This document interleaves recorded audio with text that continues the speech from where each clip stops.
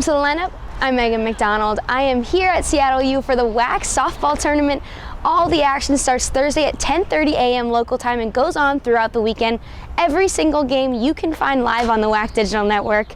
So with that being said, let's get right to it and take a look at our bracket. Kicking the tournament off is the 4 seed and host Seattle U playing the 5 seed Utah Valley. Game 2 is the 2 seed UMKC playing the 3 seed CSU Bakersfield. Game 3 is the top seed New Mexico State playing the winner of the first game between Seattle U and Utah Valley. The Aggies coming in hot with a conference record of 14-1. GCU blew that undefeated WAC record, but the Lopes won't be here due to them still transitioning into D1.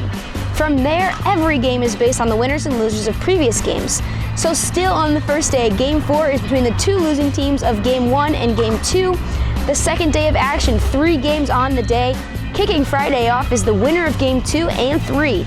Game 6 is the winner of Game 4 and the loser of Game 3. Are you keeping up? Things can get complicated. The third and final day of the softball tournament for all the marbles, there could potentially be 1 or 2 games depending on how things play out. The winner of Game 5 and Game 7 could be the championship game, or the if necessary game would be between the winner of Game 8 and the loser of Game 8. But what it all comes down to is the final game, and that winner and WAC champion gets the automatic bid to the NCAAs. Spring championships can get pretty hectic, so while we're here at the softball tournament in Seattle, the outdoor track and field championship is going on in Lawrence, Kansas. So to preview that, let's take a look at the pre-championship poll voted on all the league's head coaches. On the men's side, Grand Canyon received 3 first place votes, a total of 28 points overall. Just edging out Utah Valley by 1 point, the Wolverines captured second place with 27 points and also had 3 first place votes. Right behind UVU is UMKC with 23 points, UTRGV with 18 points, and Seattle U with 14 points grabbed the 4th and 5th spots.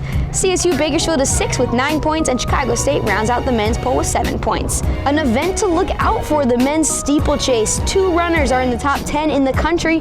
That's UMKC's Bryce Miller and Utah Valley's Track Norris. That should be a fun race this weekend. For the women, not as close as the men. Grand Canyon was also picked as the favorite to win the conference championship with 5 first place votes and 41 points overall. Utah Valley was close behind with 36 points and 1 first place vote.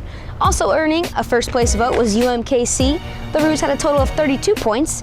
New Mexico State grabs the 4th spot with 26 points. UTRGV with 23. Someone to look out for from Grand Canyon, Tarasu Barnett.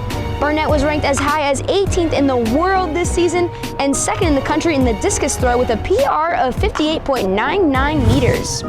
Much more going on at the conference. Tennis, the New Mexico State men and the UTRGV women continue on postseason play in the first round of the NCAAs.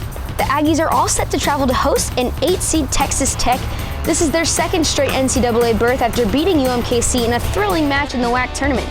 Texas Tech went 27-5 in the regular season, finishing 2nd in the Big 12. The Vaqueros also taking on host and top seed Cal in their first ever NCAA tournament after defeating the former WAC champs New Mexico State. Coming in at the number 1 seed, almost undefeated, but the Bears had their perfect season dashed with a loss to Stanford in the final match of the regular season. Don't forget, you can watch live games on the WAC Digital Network at wacsports.com/live. For more information, check us out at wacsports.com or follow us on Twitter and Facebook.